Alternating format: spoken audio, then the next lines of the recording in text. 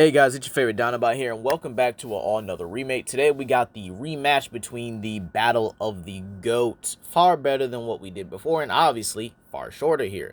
So instead of actually covering every Ben 10 alien needlessly here, we're going to get right to the point. And we're going to go right into Alien X from the jump. So be sure to comment down below, like and subscribe and share with your friends. And let us begin here. Now, believe it or not here, I've actually seen some controversial takes around Alien X.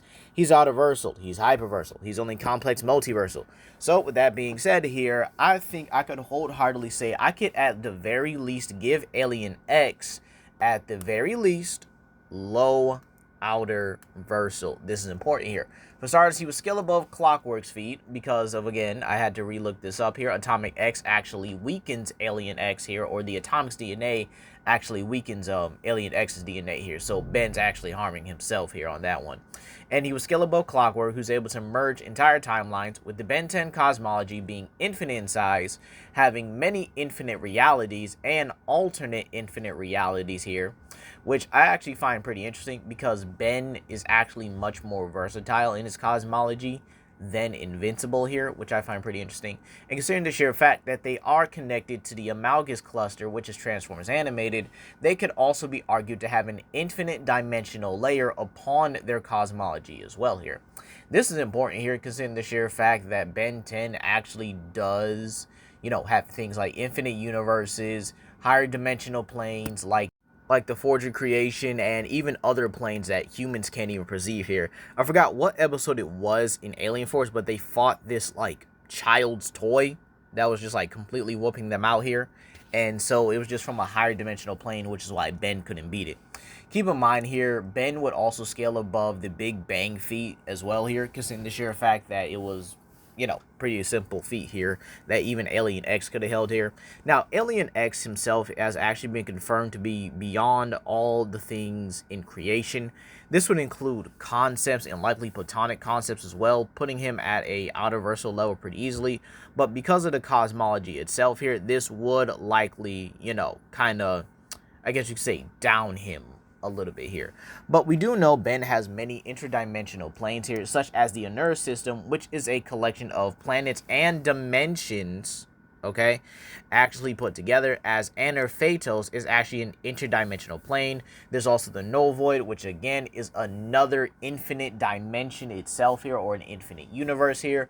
Then there's also the sheer fact that Ben 10 again is a series of multiple universes, likely having multiple multiverses as well here, considering each character is a branch timeline from the original. Keep in mind, this also includes alternate future timelines, as we see that there are 3 different versions of future Ben, even though our main Ben is going to be the one with master control here, which I think just makes the most sense for Ben, in all honesty, because let's just keep it a buck here. I don't think we really want Ben to have the Ultimatrix all like that, but I definitely think he would do better if he had master control with the evolutionary function. Alright? Alien X possesses every power and ability in the book. Telepathy, telekinesis, erasure existence, celestial levels of durability. He's able to tank the universe just going off around him and just didn't care for it here.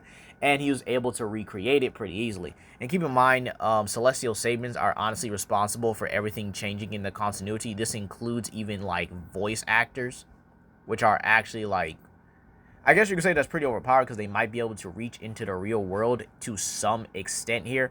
But we do know that their omnipotence has a limitation because they're apparently omnipotent in their own universe as well here. So, with that being said here, I think it should be pretty simple. Alien X should be able to destroy just about everything. This includes things like hyperspace,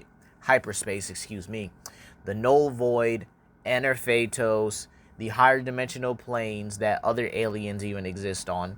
And so, he just has basically everything. Dude's God in his verse. He's just absolutely over the top here. So, without further ado, let's begin with his opponent, Rayquaza. Now, I actually had the pleasure of actually finding Hopa Clash of Legends, the manga, online. I actually had a great time reading that and going through it here. And so, yeah, let's actually talk about this here real quick. Rayquaza will easily be universal. You could likely get him higher as well. Not saying boundless, because again, understand I'm not a firm believer in that, because I do think that characters are limited by their continuity.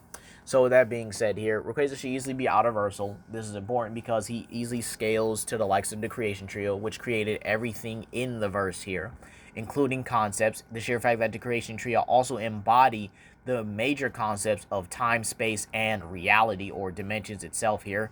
They each create their own miniature or their own universes here, which are all infinite in size. Every universe in Pokemon is infinite in size. This even includes other multiverses like Ultra Space, which is an alternate dimension or an alternate multiverse separate from the main multiverse. And considering the main multiverse also contains infinite realities, where even things like Ash actually caught a lot more Pokemon than the original. So you could actually say what ifs are actually considered canon to the Pokemon multiverse, considering the sheer fact that, you know, excuse me, Ash in the Pokemon manga has actually caught a Spearow that actually learned Mirror Move, and it's one of his strongest Pokemon. So yeah, it's pretty crazy, ain't it? Now, with that being said here, Rayquaza has a plethora of moves like energy manipulation, storm creation, and storm manipulation. He actually also has high levels of resistances such as erasure existence, spatial manipulation, time manipulation, and reality manipulation as well. So he cannot be erased on any of those levels, and he's being hit on a conceptual level as well. Keep in mind, Rayquaza was also able to use Twister in the manga, and it was barely able to get penetrated, no diddy, by any of the legendary Pokemon. Keep in mind, in the movie as well here, we saw the sheer fact that Rayquaza's Twister blocked every one of the legendary Pokemon's attacks pretty easily. Then, with the sheer fact that in the manga, when he used Dragon Ascent, he actually knocks Giratina out. Yeah, he actually knocks him out for a good amount of time here. And he straight up hit that man with the anime sniper equivalent here. So as you guys can see here in front of you, he hits Rayquaza, or he hits Giratina with a Dragon Ascent, and as you can see here, Giratina falls into the Twister, knocked out. So yeah, he actually knocked out the strongest member of the Creation Trio, who's able to handle multiple Pokemon at once.